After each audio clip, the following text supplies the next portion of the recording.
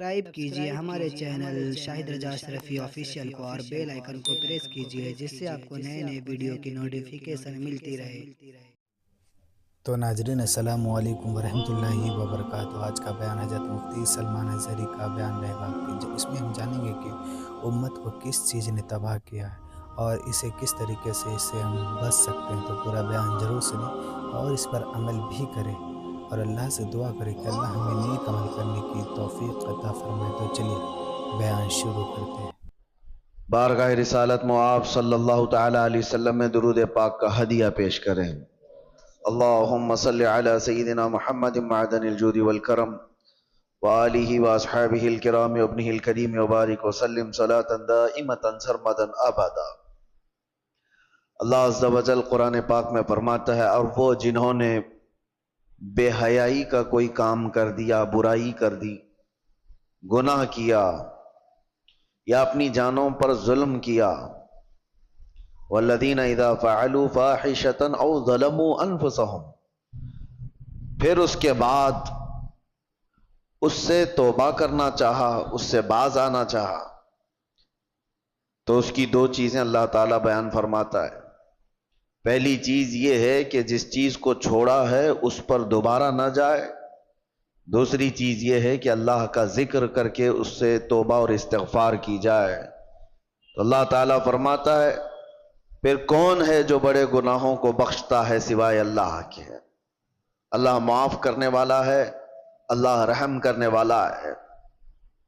انسان سے بے حیائیاں اور فواحشات ہو جاتی ہیں، خطاؤں کا مرکب ہے، لیکن بسا اوقات ایسا ہوتا ہے کہ یہ برائیاں اتنی جو بڑے گناہوں کو بخشتا ہے سوائے اللہ کے۔ اللہ معاف کرنے والا ہے، اللہ رحم کرنے والا ہے۔ انسان سے بے حیائیاں اور فواحشات ہو جاتی ہیں، خطاؤں کا مرکب ہے، لیکن بسا اوقات ایسا ہوتا ہے کہ یہ برائیاں اتنی بڑھ جاتی ہیں کہ انسان پھر انسان نہیں رہ جاتا، یہ جانوروں سے زیادہ ذلیل ہو جاتا ہے۔ اس کے اندر ایسی گھناؤنی حرکتیں آنے لگ جاتی ہیں کہ اس کو انسانیت کی تمیز بھی باقی نہیں رہ جاتی۔ وہ وقت آنے سے پہلے اپنے آپ کو، اپنے گھروں کو ہمیشہ سنبھال رکھو۔ انسان حیوان کا حصہ ہے، لیکن کبھی اس کے اوپر حیوانیت ایسی غالب آ جاتی ہے کہ اللہ کی پناہ، وہ جانوروں میں بھی وہ کام نہیں ہوتے جو انسان کر جاتا ہے، وہ کام نہیں ہوتے جو انسان کر جاتا ہے۔ اور وہ کب ہوتا ہے؟ انسان اس مقام پر پہنچتا ہے جب وہ ایسی حرکتیں کر جاتا ہے جس سے جانور بھی شرمانے لگ جائیں۔ کون سی ایسی چیزیں جو انسان کو ایسا شیطان بناتی ہیں؟ میں چند تمہیدی کلمات آپ کے سامنے پہلے رکھتا ہوں۔ انسان کو اللہ تبارک و تعالیٰ نے عقل بھی دیا ہے اور شہوت بھی دیا ہے۔ عقل یہ صرف انسان کے پاس اتنی بڑی دولت ہے کہ دوسرے تمام حیوانات میں یہ چیز نہیں ہے۔ عقل کا مطلب صرف دماغ ہی نہیں ہوتا، عقل کا مطلب صحیح اور غلط کو پہچاننے کی تمیز، اور شہوت جس سے انسان کو برائیوں کی خواہشات ہوتی ہیں۔ جانوروں میں شہوت رکھی گئی ہے، عقل نہیں، اور فرشتوں میں عقل ہے، شہوت نہیں، اور انسان میں دونوں چیزیں ہیں، عقل بھی ہے، شہوت بھی ہے۔ اسی لیے فرمایا گیا کہ کوئی انسان اپنی شہوت ہوتے ہوئے بھی، شہوت اس کے پاس ہے پھر بھی بچ رہا ہے، تو وہ فرشتوں سے افضل انسان ہے۔ اس لیے کہ فرشتے گناہوں سے اس لیے بچے ہیں کہ ان کو شہوت ہی نہیں، گناہ کرنے کی سوچ ہی ان کے پاس نہیں، اور انسان اگر اپنے آپ کو بچاتا ہے تو فرشتوں سے افضل ہے۔ لیکن ساتھ میں یہ بھی بتایا گیا کہ عقل ہونے کے باوجود انسان برائیوں سے نہیں بچتا تو پھر وہ غلیظ جانوروں سے بھی زیادہ بدتر ہے۔ جانور اس لیے نہیں بچ پاتا کہ اسے صحیح اور غلط کی تمیز نہیں ہے۔ جانور بڑے تھوڑے سے ہو جائیں تو ان میں ماں باپ کا رشتہ نہیں ہوتا، بھائی بہن کا رشتہ نہیں ہوتا، بچے بڑے ہو جانے کے بعد وہ ماں سے بہنوں سے ایسا کوئی رشتہ نہیں ہے جس کے ہاں حدود ہیں، اس لیے جانوروں کے ہاں وہ کوئی بات ہی نہیں رہ جاتی، لیکن انسان کو اللہ تعالیٰ نے عقل دیا ہے، تمیز دیا ہے اور حدود بیان کیا ہے۔ اگر وہ عقل کا استعمال نہ کرتے ہوئے ان بے حیائیوں میں اپنے آپ کو مبتلا کرتا ہے تو وہ جانور سے زیادہ ذلیل ہے۔ اب ہمیں خود کو معلوم کر لینا چاہیے کہ ہم کون سی کیٹیگری میں آتے ہیں، شہوت کے غلام ہیں یا پھر عقل کا استعمال کر کے گناہوں سے بچنے والے لوگ۔ مجھے بڑی تکلیف ہو رہی ہے، میں تو سفر میں تھا، آج اتفاقاً آپ کے ہاں حاضر آ گیا، لیکن کیا یہ ہاشمی مسجد کے جمعہ کا منظر ہے جو 1:30 بجے 2 صف بھی نہ ہوتی ہو؟ کیا یہ وہی مسجد ہے جہاں پر 12:30 بجے قدم رکھنے کی جگہ نہ ہوتی ہو؟ کیا ہو گیا ہے لوگوں کو؟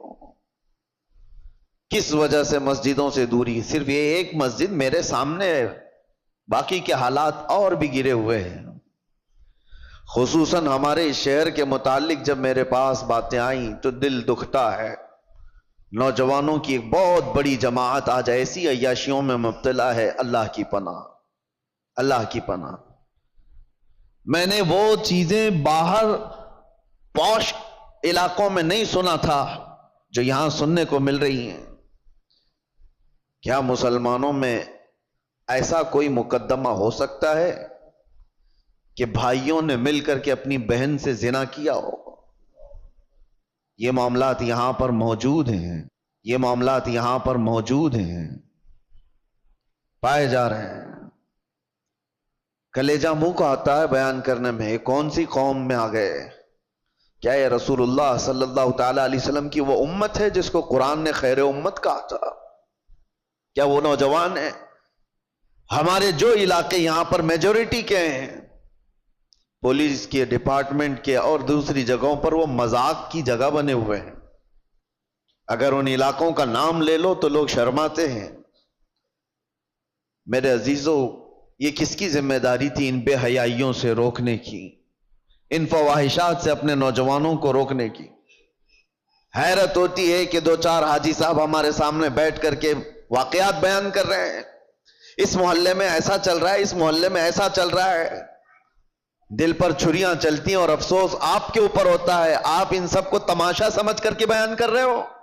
امت لٹ رہی ہے اور آپ کہانیاں بیان کر رہے ہو۔ تمہارے گھر سے تمہاری بیٹی اور تمہارے بیٹے کے ساتھ یہ تمام حرکتیں ہوتی ہوں تو کیا محلے میں اسی طرح چرچے کرتے ہوئے بیان کرو گے؟ ذمہ داری کس کی تھی یہ؟ اور میں اکثر یہاں پر کہا کرتا تھا جب یہاں موجود تھا کہ یہ بہت بڑی نعمت ہے ہمارے ان علاقوں میں کہ آج بھی ہماری مسجدوں میں یہ جماعت کا جو سسٹم ہے، متولی ہونا، اراکین ہونا جماعت کا، ان کا جو ہولڈ ہے وہ دوسرے علاقوں میں آپ کو نہیں ملے گا۔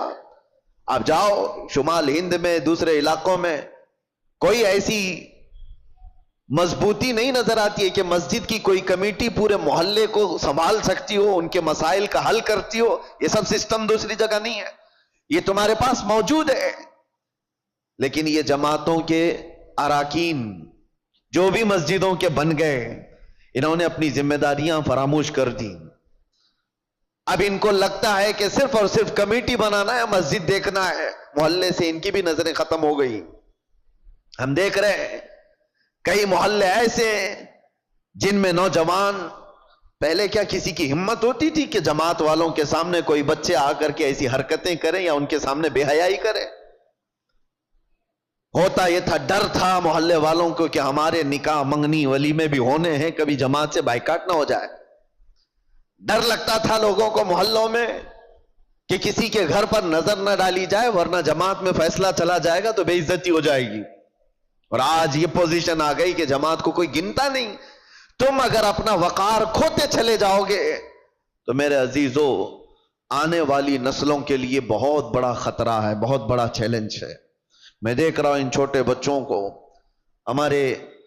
اب میں ہر ایک کا نام لے کر کے ذکر کروں تو ظاہر سی بات ہے دنیا بھر میں باتیں وائرل ہوتی ہیں، لیکن سمجھنے والے سمجھ سکتے ہیں۔ اسکول کے 4 چوتھی کلاس کے بچے کو चौथी क्लास का बच्चा, मुश्किल से मेरे ख्याल से 9 साल की उम्र का होता होगा, उसके दादा मेरे पास लेकर के आए और कहते हैं कि ये नशा करता है। मैं कहा कौन सा नशा करता है ये? कौन सा नशा? नशा तो लोग बीड़ी सिगरेट गुटखा को भी समझ जाते हैं, बोलते हैं, बहुत सारे लोगों को ऐसा लगता है, उसको भी नशा समझते हैं, और बड़े जो पुराने होते थे उससे भी बचते थे। तो उनके दादा ने, बच्चे का जो दादा है, पोते को जो लेकर के आया, कान पकड़ करके कहता है कि हजरत मुझे तो पता नहीं ये कौन सी चीज है, लेकिन सुना है कि ये चरस है, गांजा है, अफयून है, ये तमाम चीजें। हैरत हुई, 9 साल का बच्चा, उससे पूछा कहां से तुम्हारे पास ये सब चीजें आई? कहा स्कूल में तो मिल जाती हैं। मेरे अजीजों, जिम्मेदारी का एहसास करो, ये वो बच्चे हैं जो उम्मत का मुस्तकबिल हैं। दर्द होता है इन नौजवानों को देख करके, मेरे मुस्तफा करीम सल्लल्लाहु ताला अलैहि वसल्लम की ये भोली उम्मत, जिसके लिए मेरे आका रात रात भर खड़े होकर के रोया करते थे, आज वो उम्मत का यह हाल है कि अपने नबी रहमत सल्लल्लाहु ताला अलैहि वसल्लम की तालीमात को पीठ पीछे डाल चुकी। हालात ऐसे कि नौजवान आज यही सोच करके बैठ गए, जैसी इनकी उम्र 16 साल के ऊपर होने लगी, सबसे पहला इनका काम है कि कोई लड़की को फांस लिया जाए, उससे मुआशका करें, इश्क की दास्तानें लिखी जाएंगी, यही सारी जिंदगी के मकासद हैं तुम्हारे। 16 साल तो मैं बहुत दूर की बात कर रहा हूं, अब तो स्कूल के छोटे से बच्चे ये तमाम फंडे हल करके बता देते हैं। फेसबुक, इंस्टा, ये तमाम चीजें छोटे छोटे बच्चों के हाथों में मौजूद है, और वो पुराने जमाने के बूढ़ों से ज्यादा जानते हैं। बेहयाइयों का दौर आ गया। अब मुझे वो हदीस याद आती है, अभी जस्ट मस्जिद में आते हुए कब्रिस्तान के पास से गुजर रहा था, दिमाग में ये सारी बातें घूम रही थी, जब किसी ने आकर के मुझसे ये कहा कि यहां वो मामला भी है कि भाइयों ने बहन के साथ जिना किया है। कब्रिस्तान देखते हुए मुझे मेरे मुस्तफा की वो बात याद आई। अल्लाह के नबी सल्लल्लाहु ताला अलैहि वसल्लम ने इरशाद फरमाया था, एक दौर तुम पर ऐसा आएगा कि तुम कब्रिस्तान के पास से गुजरोगे तो तुम्हें यह ख्याल आएगा काश मैं उसमें होता तो, क्योंकि जो जा चुके, जो दफन हो चुके, वो बहुत सारे फितनों से महफूज हो गए हैं। हमारा हाल है अभी मुकाबले का, हमें ये चैलेंजेस का मुकाबला करना है। गुनाहों का ऐसा दौर दौरा है, किससे कहा जाए। कभी इस बात का भी डर लगता है कि पूरी जमातें उम्मत मुस्लिमा को अपने टारगेट पर रखी हुई हैं। तुम्हें क्या नहीं पता, आज नहीं देखते हो कि उस सुबह से शाम तक सोशल मीडिया भरा हुआ दिखता है, इस्लाम को गालियां देने वालों की एक अंबार है।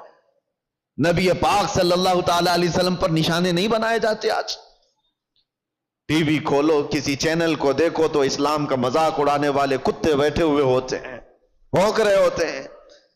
कुरान की आयतों पर डिस्कशन चल रहा है, अजान को लेकर मसाइल उठाए जा रहे हैं, कलमे पर बात आ गई, तुम्हें सब पता है। और इन हालात में जब घर को आग लगी हुई है, नौजवान बच्चे अय्याशियों में मुब्तला है, ये लड़कियों को फंसाने में मुब्तला है, फेसबुक चैट करते हुए पूरी रातें गुजारने में मसरूफ हैं। और इन हालात का कौन जिम्मेदार है? मेरे अजीजों, सिर्फ हमारी तकरीरें नहीं, उम्मत का अपना अपना हिस्सा उसे अदा करना होगा। जो जिस चीज का जिम्मेदार है वो जिम्मेदारी नहीं अदा करेगा तो कयामत के दिन सवाल होगा, कुल्लुकुम राइन व कुल्लुकुम मसऊलुन अन रिअयतिही। मेरे आका ने फरमाया, तुम में से हर एक निगहबान है अपने नीचे वालों का। कयामत के दिन तुमसे सवाल होगा, तुम्हारे नीचे वाले बिगड़े क्यों थे, तुमसे जो मातेहत थे वो बिगड़े क्यों थे। बाप से उसके औलाद के बारे में पूछा जाएगा, उस्ताद से उसके शागिर्दों के बारे में पूछा जाएगा, मोहल्ले के बड़े जिम्मेदार से उसके मोहल्ले वालों के बारे में पूछा जाएगा, तुम्हारे आसपास रहने वाले बिगड़े क्यों थे। यहां जिम्मेदारी का एहसास करो। अब तो यह भी डर लगने लगा, पहले का वो सुनहरा माहौल था, हम किसी मोहल्ले से गुजरते थे तो इस्लाह करने वालों की एक बड़ी जमात नजर आती थी, नमाज जाने वालों की एक बड़ी जमात नजर आती थी, टोपियों वाले, नए नए नौजवान दाढ़ियों वाले भी नजर आते थे। आज खाल खाल है, ہو سکتا ہے میری یہ باتیں کچھ کو لوگوں کو بری لگ رہی ہوں گی. تبلیغ کرنے والے بہت سارے مبلغین بھی بنتے تھے، اپنوں میں سے ہی تو بنتے تھے مبلغین، وہ کہاں چلے گئے؟ انہوں نے بھی اپنا سیف زون بنا لیا کہ ہم اپنے حلقے میں رہیں گے، باقی دنیا جائے بھاڑ میں، مر رہی ہے قوم تو جائے، اس کو کون دیکھے. وہ اصلاح کا شعبہ بھی چھوڑ دیا گیا ہے، اور اب تو اصلاح کرنے والے ہمارے محلے سے بھی نہیں گزر رہے ہیں. اب سنو حدیث، میرے آقا صلی اللہ علیہ وسلم نے فرمایا تھا اسی زمانے کے لیے شاید. حضور فرماتے ہیں ایک وقت ایسا بھی آئے گا کہ جو اصلاح کی بات کرے گا، جو ایمان کی بات کرے گا، لوگ اس کو اتنی تعجب سے دیکھیں گے جیسے چور کو دیکھا جاتا ہے. داڑھی والے کو، ٹوپی والے کو، اصلاح کی بات کرنے والے کو حضور فرماتے ہیں جیسے زنا کرنے والے کو عیب سے لوگ دیکھتے ہوں گے، تانا دیں گے، اسی طرح سے ایک وقت ایسا آئے گا کہ مومن کو تانا دیا جائے گا، یہ دیکھو یہ مسلمان ہے، یہ دیکھو یہ ٹوپی والا ہے، یہ داڑھی والا ہے. وہ دور آئے گا، بلکہ میں سمجھتا ہوں اس دور میں ہم جی رہے ہیں. لوگ آج کیوں اپنے آپ کو ماڈرن اور اپنے آپ کو سیکولر بننے کی کوشش کر رہے ہیں؟ کیوں؟ اس لیے کہ وہ ان تانوں سے گھبرا رہے ہیں، ڈر رہے ہیں. میں محلے میں کھڑے ہو کر کے اگر کسی کی اصلاح کی بات کروں گا تو لوگ میرا پچھلا نکال دیں گے، مجھے بھی بولیں گے جمعہ 8 دن ہو گئے ابھی حج کو چلا تو. یہ سارے تانے تو سننے پڑیں گے میرے عزیزوں.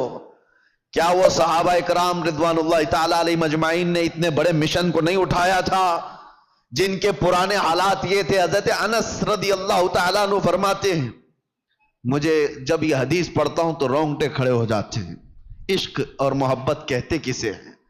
حضرت انس کہتے ہیں شراب ابھی حرام نہیں ہوئی تھی، مدینے میں لوگ شراب پیتے تھے، سب دھیرے دھیرے شراب حرام کی گئی ہے. ایک وقت ایسا آیا تھا کہ شام کا وقت تھا، قہبہ خانے جہاں پر شراب بکتی تھی لوگ آ کر کے بیٹھ کر کے پیتے تھے جیسے ہوٹل ہوتے ہیں. حضرت انس کہتے ہیں میں شراب لوگوں کو پیالوں میں بھر کر دیا کرتا تھا. اچانک مدینے کی گلیوں میں آواز آئی، کوئی ڈنڈورچی اعلان کر رہا تھا یا ایھا المسلمون قال رسول اللہ صلی اللہ علیہ وسلم حرمت الخمر، اے مسلمانوں اللہ کے نبی نے فرمایا شراب حرام ہو گئی. اعلان کانوں میں سنا. حضرت انس کہتے ہیں میرے ہاتھ سے پیالی گر گئی. 50 سال 60 سال پرانی شراب وہ لوگ جمع کر کے رکھتے تھے، ایسے نہیں نئی شراب، 50 سال پرانی مٹکوں میں جمع کی ہوئی شراب ہوتی تھی ان کی پینے والی، اس پہ فخر کرتے تھے. حضرت انس کہتے ہیں میں نے تو پیالی چھوٹ گئی. لوگ جو بیٹھے ہوئے تھے کوئی اپنے منہ سے لبوں تک لگایا ہوا تھا وہیں سے اس نے پٹک دیا. آواز آئی وہیں سے پھینک دیا کہ اللہ کے نبی نے فرمایا حرام ہو گئی، پٹک دیا. میں سوچتا ہوں کبھی پڑھتا ہوں تو رونگٹے کھڑے ہوتے ہیں، کیا صحابہ میں یہ فرما برداری کا جذبہ تھا؟ ان کے کانوں میں صرف بات پڑی، وہ بھی ڈائریکٹ رسول اللہ کی نہیں، کوئی اعلان کرنے والا بیان کر رہا ہے. وہ یہ سوچ تو سکتے تھے کہ ابھی قانون آیا ہے، امپلیمنٹ ہونے میں ٹائم لگ سکتا ہے، آج کا تو پی لیں، کل جا کر کے حضور سے بات کر لیں گے کہ صحیح میں حرام ہوئی یا نہیں، کنفرمیشن کے بعد چھوڑ دیں گے. نہیں، صرف کسی ایک مسلمان کی آواز آئی کہ اللہ کے نبی نے فرمایا، وہ صحابہ نے توڑ دیا مٹکے 50 سال پرانے. حضرت انس کہتے رات ہوتے ہوتے مدینے کی ساری نالیاں شراب سے بہ رہی تھی، جن کے ہاں جو جو جمع رکھا تھا سب اٹھا کر کے پھینک دیا. یہ امت تھی میرے مصطفیٰ کی، یہ وہ صحابہ کی فرمانبرداری تھی. اس کو کہتے ہیں عشق، اس کو کہتے ہیں محبت. کانوں میں بات پڑ جائے اپنے آقا کی تو چھوڑ دے بندہ اس چیز کو. کیا آپ تب کو یہ نہیں پتا ہے کہ گناہوں کے اڈوں پر جانے کی اجازت اسلام نہیں دیتا؟ میرے آقا صلی اللہ تعالی علیہ وسلم نے شراب حرام کی ہے، نشہ حرام ہے، تو وہ نوجوان کیسے آج نشہ کو چھوتا ہے، اپنے نبی سے محبت کی دعوے کرتا ہے؟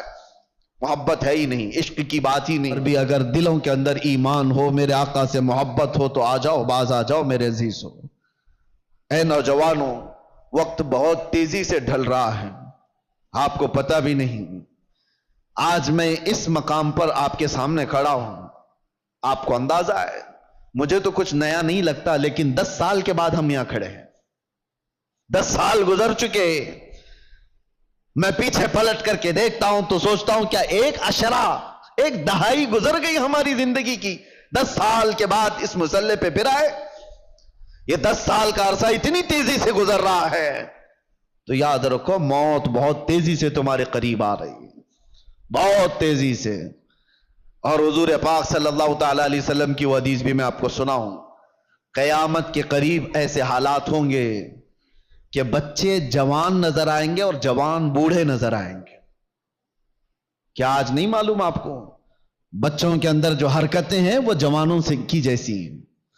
6 سال کے 7 سال کے بچے بالغ لوگوں کی باتیں کرتے ہیں، جوانی ابھی سے آئی ہوئی لگتی ہے، اور جوانوں کو دیکھو یہ سب ٹوٹے بکھرے ہوئے، ارے 20 سال 22 سال کی عمر میں سفید بال، اور یہ بوڑھے لگنے لگ گئے۔ ان کی زندگیاں 30 سال کو جاتے جاتے ریٹائرڈ ہو گئیں، گھروں کے حالات خراب ہو گئے۔ کتنے ایسے ہیں؟ ارے جوانی کس کو کہا جاتا تھا پتہ ہے؟ 40 سال کے بعد جوانی شروع ہوتی، جس کو مضبوط جوانی کہا جاتا۔ آج 40 سال میں بوڑھا ہے آدمی، بوڑھا ہے۔ قیامت کے اتنے قریب ہم آ چکے، میرے آقا نے فرمایا تھا ایک دور آئے گا کہ جب بچے جوان نظر آئیں گے اور جوان بوڑھے لگنے لگیں۔ ان حالات کا باریکی سے آپ مطالعہ کرو میرے عزیزو۔ اب ہمیں تقریروں کے اعتبار سے کوئی ایک مقرر، ایک خطیب سمجھ کر کے ایک ٹرینڈ کے حساب سے مت لو۔ میرے پاس اب وہ فن بھی نہیں ہے، نہ میں اپنے الفاظ سے چمکا کر کے کسی کے اوپر دباؤ ڈالنے کے لیے تقریریں کرتا ہوں، نہیں، ایک درد نکلتا ہے آج امت کے لیے خاص طور پر۔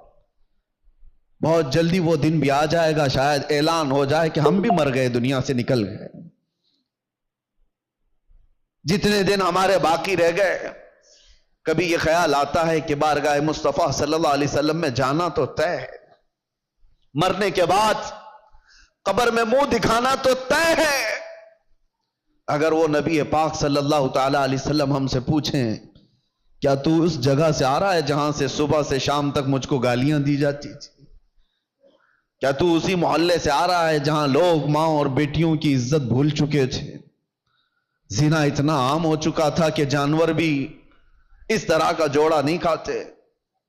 گھر گھر آج محفوظ نہیں ہے، لوگ بیٹھ رہے ہیں۔ آج ہمارے پاس آ کر کے حیرت ہوتی ہے کہ زنا کے معاملات کو حل کرنے کے لیے بیٹھتے ہیں تو رونگٹے کھڑے ہوتے ہیں، کلیجہ منہ کو آتا ہے۔ باپ بیٹی کو لے کر بیٹھا ہے، دوسرا باپ بیٹے کو لے کر کے بیٹھا ہے۔ کن معاملات پر آپ بات کر رہے ہو؟ ایک بار میرے آقا صلی اللہ علیہ وسلم کے پاس ایک صحابی آئے تھے، ماعز اسلمی، کہا آقا مجھ سے خطا ہو گئی ہے، مجھ سے غلطی ہو گئی ہے۔ حضور نے پوچھا ہوا کیا ہے؟ کہا بتا نہیں سکتا، بہت تکلیف کی بات ہے۔ حضور نے فرمایا بتاؤ تو تمہارا علاج کیا جا سکے۔ انہوں نے کہا زنا ہو گیا ہے، مجھ سے زنا ہوا۔ حضور نے اپنا چہرہ پھیر لیا، چہرہ سرخ تھا میرے آقا کا، لال ہو گیا۔ کہا جاؤ تم۔ وہ صحابی دھاڑے مار کر کے رونے لگ گئے، تجھ سے جو منہ چھپاؤں تو کروں کس کے سامنے؟ میں جاؤں تو پھر کہاں جاؤں؟ نبی پاک صلی اللہ تعالی علیہ وسلم نے ان کو کھڑا کر کے پوچھا ہوش میں کہہ رہے ہو؟ انہوں نے کہا ہاں میں ہوش میں کہہ رہا ہوں، ہو گئی مجھ سے خطا۔ حضور نے فرمایا کیا تجھے پتا ہے اسلام میں سزا کیا ہے اس کی؟ پتھروں سے مار کر ہلاک کر دیا جائے گا۔ انہوں نے کہا ہاں یا رسول اللہ پتا ہے مجھے۔ پھر بھی کہہ رہے ہو؟ کہا ہاں، اس آخرت کی سزا سے تو بہتر ہے کہ آپ مجھے دنیا میں پاک کریں۔ 3 مرتبہ پوچھنے کے بعد بھی جب انہوں نے کہا کہ ہاں مجھ سے خطا ہو گئی، تو حضور نے صحابہ سے کہا جاؤ یہ اقبالی مجرم انہیں لے جاؤ جبل انم، ایک پہاڑی مدینے میں، وہاں پر صحابہ لے کر کے گئے، اوپر سے ان کو پتھروں کی بارش کی گئی، وہ قتل ہو گئے، ان کا انتقال ہو گیا۔ یہ اسلام میں زنا پر سب سے بڑی سزا دی گئی۔ وہ صحابی تھے، خطا ہوئی تو نبی پاک صلی اللہ تعالی علیہ وسلم نے دنیا میں پاک کرنے کا طریقہ یہ بتایا، اور یہاں پر حالات ایسے آ گئے کہ لوگ اس کو اتنے ہلکے میں لے لیے۔ پھر مجھے وہ حدیث یاد آتی ہے، حضور نے فرمایا تھا قیامت کے قریب زنا اتنا عام ہو جائے گا کہ انسان ایسے جوڑا کھائیں گے جیسے گدھے اور کتے راستوں پر جوڑا کھاتے ہیں، ان کے درمیان یہ سب कॉमन सी चीज हो गई, नॉर्मल बन गया है। लोग बैठ करके हल कर रहे हैं, हमें तो रोंगटे खड़े होते हैं। किन चीजों की ये बातें लेकर बैठे हैं बेटे और बेटियों की कि ये इस तरह की हरकतें करते थे। वाज़ल्लाहि रब्बिल आलमीन, एक बात याद रखो, पूरे मुआशरे में, मोहल्ले में एक जगह कोई ज़िना करता है तो पूरे मोहल्ले की बरकत खत्म कर दी जाती है। नासूर है वो कैंसर की तरह, कैंसर की पौड़ी जिस तरह पूरे जिस्म में जहर पैदा करती है, एक बेहयाई और बदकारी वाला नौजवान पूरे मुआशरे के अंदर वो नासूर बनकर जहर फैलाता है। तुम्हारी बेटियों तक भी वो हरकतें आएंगी, तुम्हारे बेटे भी महफूज नहीं रहेंगे। इसलिए जिम्मेदारियों का एहसास सारे लोग मिलकर के करें, एक आदमी नहीं। ये बेचारा खतीब कब तक यहां से पुकारेगा, एक कोई मुबल्लिग कब तक इस्लाह करेगा, हर एक की जिम्मेदारी है। आज गलती किसकी है पता है? पूरे मोहल्ले में 5% या 10% जुआरी होते हैं। 5% से भी कम होते हैं जुआरी और सूदखोर या शराबी या जानी। अक्सरियत तो अच्छे लोगों की होती है, लेकिन वो अच्छे लोग इतने भयानक होते हैं, याद रखना। इन 5 को जिन्होंने खुली छूट दी थी, ये 95 लोगों की भी वही सजा होगी जो उस जुआरी की सजा होगी, क्योंकि माशरे को बर्बाद करने में उन 5 लोगों का हाथ कम था, खामोश रहने वालों का हाथ ज्यादा था। ये सपोर्टर थे, गुनाह देख करके हंसते हुए चले जाते थे, मेरे घर में थोड़ी ना हो रहा है, फलां का बच्चा बिगड़ा हुआ है, मैं तो संभाल लूंगा अपना घर। मियां आग लगी है, तुम क्या संभाल लोगे? तुम्हारे भी घर के दरवाजे लकड़ी के हैं, तुम्हारे भी घर की खिड़कियां लकड़ी की हैं। वो आग के शोले जब निकल करके आएंगे तुम्हारे दरवाजे भी जलाएंगे। यही हाल है आज हमारे घरों में। तुम्हारी बेटियां भी हैं या नहीं? तुम्हारे अपने बेटे हैं या नहीं? दूसरे का बेटा बिगड़ गया, दूसरे की बेटी बिगड़ गई, तो आप हंसकर तमाशा देख रहे हो कि फलां नशा कर रहा है। पहले हाल ये थे कि हमारी जमात के लोग कहीं बैठे होते थे तो आवारा लोग उनके सामने से गुजरने में भी डरते थे, गुजरने में उन्हें डर लगता था कि बड़े लोग बैठे हुए हैं। आज वो वकार खत्म क्यों होता गया? अपनी जिम्मेदारी का एहसास जब बंदा खत्म कर लेता है, तो इकबाल ने बहुत पहले कहा था, कुव्वते फिक्रो अमल पहले फना हो जाती है, तब किसी कौम की शौकत पे सवाल आता है। सोचने समझने की सलाहियत पहले ये खत्म हो जाती है, तब जाकर के कौम के अंदर बदकारियां फैल जाती हैं, ये ज़बू हाली का शिकार होती। आज कौम के अंदर जो मामलात है, हम गिरे हुए इसलिए हैं कि हम अपनी जिम्मेदारियां नहीं संभालना चाहते। अब जाहिर सी बात है, एक आदमी बोलेगा तो इसको पकड़ करके ले जाएंगे, बंद कर देंगे। दूसरा उठेगा, उसको पकड़कर बंद करेंगे, और सारे लोग तमाशा देखते रहेंगे। ये सोचेंगे नहीं, ये नहीं करना है, बोलना नहीं है। मैं समझता हूं इस तरह की बुज़दिली से तुम कितने साल जी सकते हो, चुप चुप रह करके, बुराइयों के बारे में नहीं बोलोगे, कंप्रोमाइज करके जियोगे, कब तक रहोगे? मौत तो आनी है। तो जब मरना ही है तो गीदड़ की 100 साला जिंदगी से शेर की 1 दिन की जिंदगी बेहतर है। हक बात करो, लोगों की इस्लाह करो और दुनिया से इज्जत के साथ जाओ। और एक बात, ऐ नौजवानों, दुनिया के तमाम मामलात में 100 साल की जिंदगी में वो इज्जत नहीं पाओगे जो दामन मुस्तफा में 1 मिनट में इज्जत मिल जाती है। मेरे आका के कदमों से लिपट कर 1 मिनट की जो जिंदगी तुम्हें इज्जत देती है, वो दुनियादारों की 100 साल की नौकरी तुम्हें इज्जत नहीं दे सकती। इसीलिए मेरे मुर्शिद ने फरमाया था, बुल हवा सुन, सीमो जर की बंदगी अच्छी नहीं, उनके दर की भीख अच्छी, सरवरी अच्छी नहीं। इस्लाह के लिए अपने इन मुआशरों में इस्लाह का काम तेजी से शुरू कर दो। अगर आज थोड़ी सी तुम्हारी हरकत बाकी रहेगी तो उम्मीद है कि हमारी जो नई नस्लें हैं वो इस बात पर तो बाकी रहे। मैं सऊदी अरब में देख करके आया हूं, जिन्होंने अपने बच्चों को ऑस्ट्रेलिया अमेरिका में पढ़ाने के लिए भेजा था, आज वो बच्चे पलट करके आए हैं और वो पूछते हैं, who is the Mohammad? Mohammad किसका नाम है? ये रियल बात मैं आपको बता रहा हूं। अरे जहां इस्लाम का मरकज रहा, जहां से इस्लाम फैला फूला, उनके बच्चे आज गैरों की गोद में डाले जाने के बाद आकर अपने नबी को पहचान नहीं पा रहे हैं। تم نے بھی کیا سوچا ہمارے بچوں کو سوشل میڈیا پر چھوڑ دیں گے، یہ سارا کچھ موبائل سے، گوگل سے، انٹرنیٹ سے سیکھتے رہیں گے؟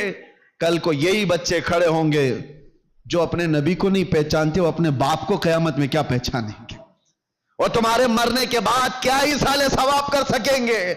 ادھر تمہارا جنازہ لا کر کے رکھا گیا ہوگا، تمہارا بیٹا باہر کھڑے ہو کر کے انتظار کر رہا ہوگا، نماز ہو جائے گی تو اٹھاؤں اور ڈا کر کے دفن کر کے آؤں، اسے توفیق بھی نہیں ہوگی کہ وہ تمہارے لیے جنازے کی نماز پڑھ سکے۔ کیوں ایسے معاشرے میں جینے کی ضرورت ہے؟ ہمیں جو رسول اللہ صلی اللہ علیہ وسلم نے معاشرہ عطا کیا، اس معاشرے میں امن بھی ہے، عزت بھی ہے، وقار بھی ہے۔ آؤ واپس سے پھر اس ماحول کو بنانے میں آپ سب سترک ہو جاؤ، متحرک ہو جاؤ۔ ہر محلے کے نوجوانوں سے میں گزارش کروں گا، تم 5 ہی صحیح 10 ہی صحیح کھڑے ہو جاؤ ذمہ داری لے کر کے کہ ہم اپنے محلے میں بے حیائیاں نہیں ہونے دیں گے۔ انقلاب آئے گا میرے عزیزو۔ تم یہ مت سوچنا کہ ہم 5 اور 10 لوگوں سے کیا ہوگا، تم اپنی طاقت پر کبھی مت جانا، اس لیے کہ وہ رب العالمین ارحم الراحمین، اس کی طاقت کا تمہیں اندازہ بھی نہیں ہے، اس کی طاقت کا اندازہ نہیں ہے۔ آج سے 5 سال پہلے ہبلی کی ایک مسجد سے 50 لوگوں کے بیچ میں نے ایک پاکھنڈی کو اعلان کیا تھا، آپ کو پتا ہوگا۔ ہم نے یہاں سے موبائلے کا چیلنج کیا کیا تھا، یہ رب العالمین کا کرم ہے کہ پوری دنیا کے خطے خطے میں وہ آواز پہنچائے گی، جس کو پہنچنا تھا اس کو بھی پہنچی۔ تو کبھی یہ مت سوچنا کہ میرے ایک کے چاہنے سے کیا ہوگا، بہت کچھ ہوتا ہے۔ آواز اٹھا کر کے تو دیکھو، اصلاح کے لیے کھڑے ہو کر کے تو دیکھو۔ بازو ہمارے کمزور ہیں، رب العالمین کی طاقت کمزور نہیں ہے۔ تم اگر کھڑے ہو گئے اصلاح کے لیے تو اللہ تعالیٰ غیب سے اسباب پیدا فرمائے گا۔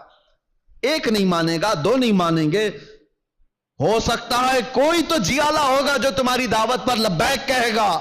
تم اپنے گھر کی دعوت تھوڑی نہ دے رہے ہو۔ اگر 5 نوجوان کھڑے ہو گئے ہر محلے سے اور وہ دوسرے بچوں کی اصلاح کے لیے کوشش کرتے رہے، خدارا کبھی یہ مت کہنا کہ ہماری ٹیم میں آ جاؤ، ہماری ٹیم میں آ جاؤ، ہماری تنظیم میں آ جاؤ۔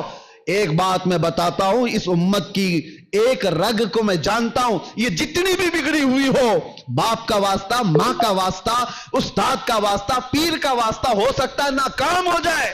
بگڑے ہوئے نوجوان کو ایک بار آمینہ کے لال کا واسطہ دے کر کے دیکھو، ایک بار میرے مصطفیٰ کے نام کا واسطہ دے کر کے دیکھو، اللہ تبارک و تعالیٰ اس کے ذہن و دماغ میں محبت پیدا کر ہی دے گا۔ یہ بگڑا ہوا ہے لیکن آج بھی اپنے نبی سے محبت رکھتا ہے، اور اسی محبت کا واسطہ دے کر کے اصلاح کا کام کرو۔ ورنہ آج جو میں سن کر کے آیا ہوں، کھڑے ہونے کی ہمت بھی نہیں تھی، اتنی دیر میں بول لیا، کھڑے ہونے کی ہمت نہیں تھی۔ بتاؤ میرے عزیزو، جس کے علاقے میں آ کر کے اس کو یہ خبر دے دی جائے کہ آپ کے علاقے میں بھائی بہن سے زنا کر رہا ہے، اسے بولنے کی کیا جرأت ہوگی، اسے کھڑے ہونے کی کیا طاقت ہوگی؟ دل دکھتا ہے۔ امت مصطفیٰ صلی اللہ تعالی علیہ وسلم اس پوزیشن پر آ گئی کہ ہم غیروں میں بھی یہ بات نہیں سن پاتے، غیروں میں یہ بات نہیں سن پاتے۔ مسلمانوں کے گھروں میں یہ چیز ہو سکتی ہے۔ اس لیے آج میرا یہ پیغام ہے، اگر سارے لوگ ذمہ داریوں کا احساس نہ کریں گے تو کل کو پکڑ ہماری بھی اور تمہاری بھی ہوگی۔ جماعت کے اراکین، اپنی ذمہ داریوں سے بھاگو مت۔ اللہ نے تمہیں کسی خاص مقصد کے لیے اس مسجد کی خدمت عطا کی ہے، ہر مسجد کے لیے کہہ رہا ہوں، اسی مسجد کی بات نہیں۔ تم اپنا کھویا ہوا وقار اٹھاؤ، سنبھالو۔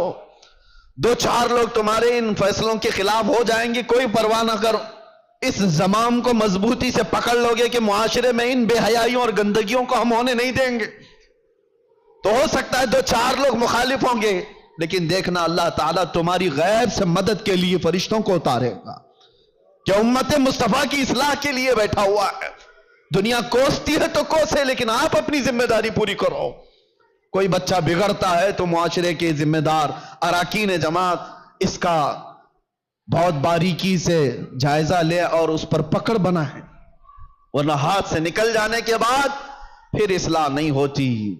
اللہ تبارک و تعالی ہم کو خیر امت میں جس طرح سے رکھا ہے، ہمیشہ خیر امت کے اس لقب کو سنبھالنے کی توفیق عطا فرمائے۔ रब तबारक व तआला हमारे इस बिगड़े हुए मुआशरे को फिर से इस्लाह की तौफीक अता फरमाए। या रब्बल आलमीन, या करमल अकरमीन, तेरे दरबार में आजिज़ाना फकीराना इल्तिजा है कि मौला हम वैसे ही बगैर किसी क़ियादत के भटके हुए हैं। अल्लाह हम किसी के साथ कोई बगैर मरकजियत के आवारा है। अल्लाह तू भी हमें तन्हा ना छोड़ दे। तेरे नबी का वास्ता मौला, इस उम्मत को इस यतीमी की हालत में तन्हा ना छोड़। हमारे मुआशरे में गैब से इस्लाह करने वालों की जमात पैदा फरमा।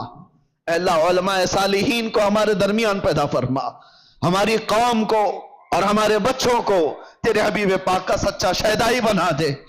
अल्लाह ए करीम खुदा, जिन बेहयाइयों और बुराइयों से हमारा कलेजा मुंह को आता है, उन बेहयाइयों और बुराइयों से हमारे घरों के दरवाजों की हिफाजत फरमा। ये बेहयाई हमारे घर के दरवाजों पर दस्तक न दे। हमारी औलाद, हमारी बहनें, हमारी माएँ, सबकी इज्जतों की हिफाजत फरमा। मौला आखिरी दम तक तेरे नबी पाक के गुलामों में हमारा शुमार फरमा, और मरे तो तेरे नबी की मोहब्बत में दुनिया से जाएं। खातिमा बिल खैर अता फरमा। तो नाजरीन, वीडियो अगर अच्छी लगी हो तो ज़रूर वीडियो को लाइक करो, और हमारे चैनल पर अगर नए हैं तो ज़रूर सब्सक्राइब करें, और अल्लाह से दुआ करें कि अल्लाह हमें नेक अमल करने की तौफीक अता फरमाए। हर बला मुसीबतों से, परेशानियों से, आफतों से, बीमारियों से हिफाजत फरमाए। तो नाजरीन, रोज़ाना इसी तरीके की वीडियो आती रहेंगी जो आपके लिए फ़ायदेमंद हो, हमारे लिए फ़ायदेमंद हो। तो लाजमी आप सपोर्ट करें, सब्सक्राइब करें। इंशाअल्लाह अल्लाह ताला इसका अजर ज़रूर अता करेगा। तो चलिए मिलते हैं अगली वीडियो में, तब तक के लिए अस्सलामु अलैकुम वरहमतुल्लाहि वबरकातुहू। वीडियो अच्छी लगे तो हमारे वीडियो को लाइक करें और हमारे चैनल को सब्सक्राइब करें। शुक्रिया।